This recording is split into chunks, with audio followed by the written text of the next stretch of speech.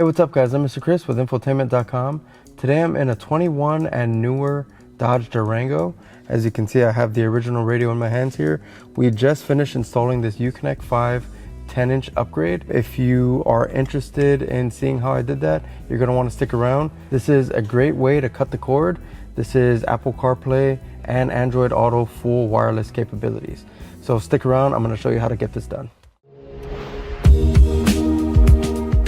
All right, so before we get started, as you can see here, I have my new bezel and 10-inch screen here on my bench. These are separate. If you received yours separate and it wasn't pre-installed, you're gonna wanna go ahead and attach these together, which is a pretty simple process. Basically, the top edge here going all the way across to your cluster will be the edge that is complete. The bottom edge is gonna have this gap here. So that's how you know what's up and down for your radio bezel. As for the screen, the connectors will be on the higher side. That's gonna be your top side. And we'll just line this up, drop it into our bezel. You got some snaps that'll kind of clip that in place. And if you notice, I do have this propped up a little higher than the workbench that I'm working with, just because this is kind of an odd shape and it is very weak feeling. So you don't wanna put a lot of pressure on this joint right here because you don't wanna snap that off. Once our screen is in there, all we have to do is attach the 4 Phillips screws that would be supplied.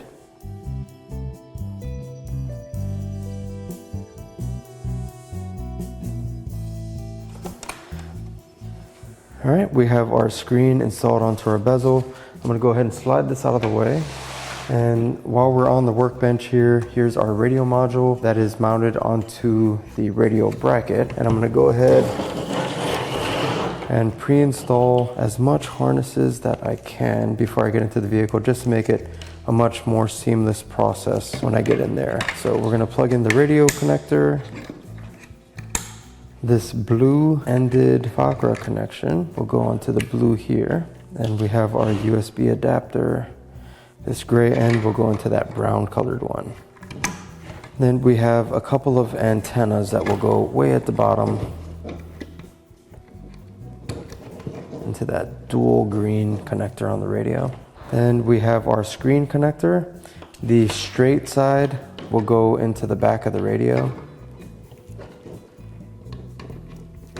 And the angled side, I'm gonna go ahead and pass right through the bottom here. And it doesn't need a ton of slack, but we can push that in once the radio is installed. Then lastly, we have our screen adapter here. And this will actually go onto this end of the harness here. So what you're gonna do is unplug that. You'll plug in this little pass-through, and that little pigtail that we unplugged will go right at the end there. Now this connector is gonna give our screen power, so we'll run that through there. Now we're ready to go. So now we'll go ahead and start to take the vehicle apart, and we'll get all this upgraded parts swapped in. All right, so where we're gonna start is actually at the steering wheel. We have to pull our steering wheel out and down, and that's gonna give us kind of clearance and access to pull the cluster out. That's actually layered over our radio bezel. We'll go ahead and unsnap this little panel that's around our steering column.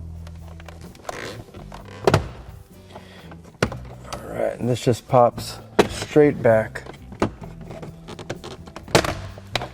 all the way around. It doesn't need to be removed. That's giving us access to these 2 torque screws right here. There's a third one right in the center up top. So I got my T20 Torx bit. That's the size that all 3 of these screws are. Go ahead and pull each one of these out. And then we got one more right in the center up top. And I'm gonna grab my angle driver, as it is a little tight in here.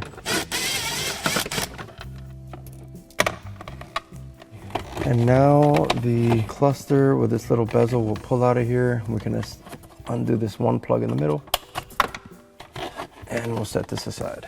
All right, and then we have this little trim that's right above our headlight switch. We need to pop this free. There we go. If you just pull straight back, it's just some retaining clips holding that on. And we need to do that because it's gonna expose one 7mm screw. Go ahead and pull this out. Now directly on the other side behind our push button switch is another 7mm screw. So we have to pull this whole trim going all the way down to the passenger side of the dash. All right, so I like to start pulling this panel from the driver's side. When you start all the way on the passenger side, it feels like it binds up a little bit more. But starting from the driver's side should be the path of least resistance. It should just kind of pop free pretty easily for you.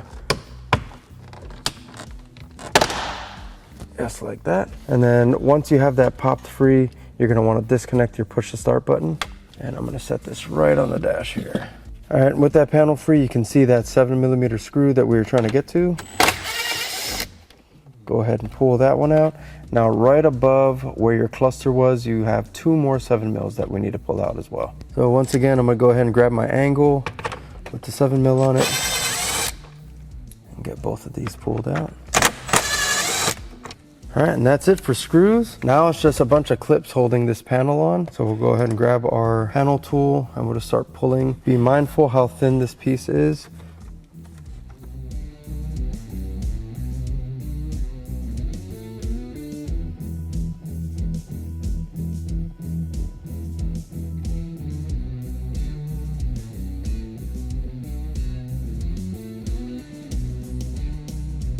All right, once all the clips are free, you can go ahead and pull this bezel straight back. Now, we can't discard it yet. We do have to swap our vents over. So let's go ahead and take this to the bench and we'll get these swapped onto our new bezel. Then we'll move forward with the radio removal. All right, and like I mentioned earlier, these panels are a little flimsy right at the edge here. So I do have these kind of hovering off of the table just so I don't put any unnecessary stress on that joint. What we need to do is remove these screws that is going around our AC vent. These are all T20s, just like the ones we removed on the dash.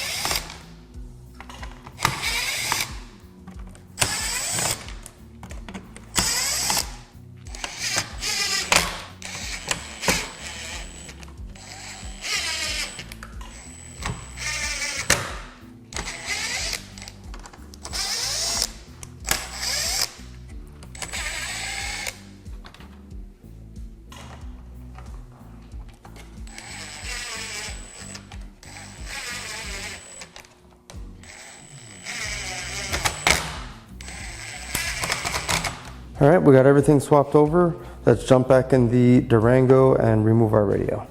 All right, now all we're left with are the 4 7mm screws that are holding our radio in.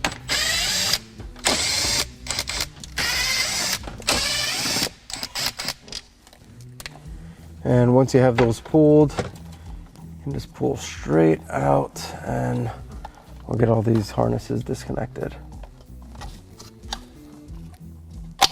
And this is the lever style connector.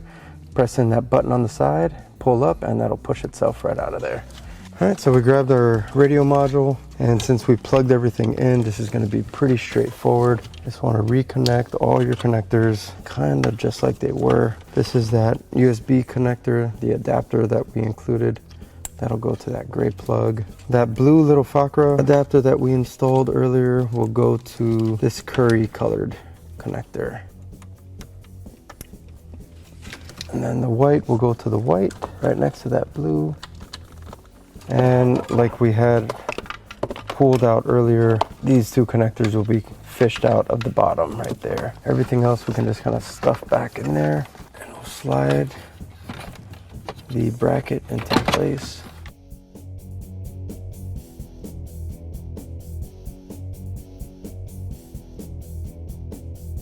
All right, just like that. Once you have it lined up, go ahead and reinstall those 4 7mm screws.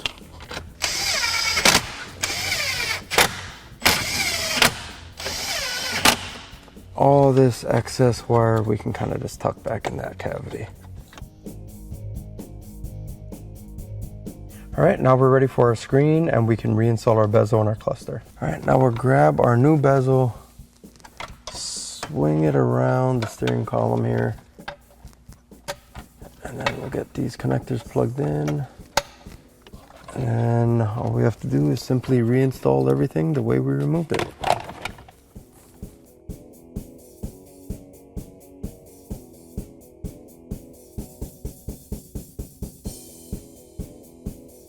And with this snapped into place, I'll go ahead and pull our screen protector off. There we go. All right, now it's just all the screws that we're fastening everything together. We'll throw the cluster back in, basically let us reinstall our dash, and then we'll test it out.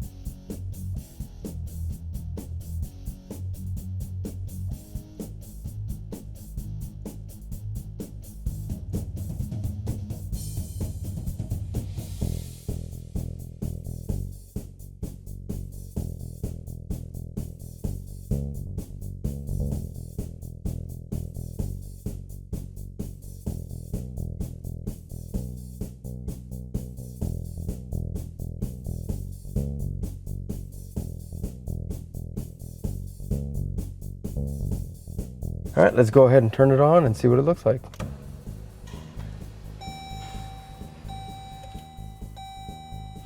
So right away you can tell it's just a massive screen. You have this massive image here. I previously paired my Android Auto as well as my iPhone to the unit. So you can see this is my Android Auto.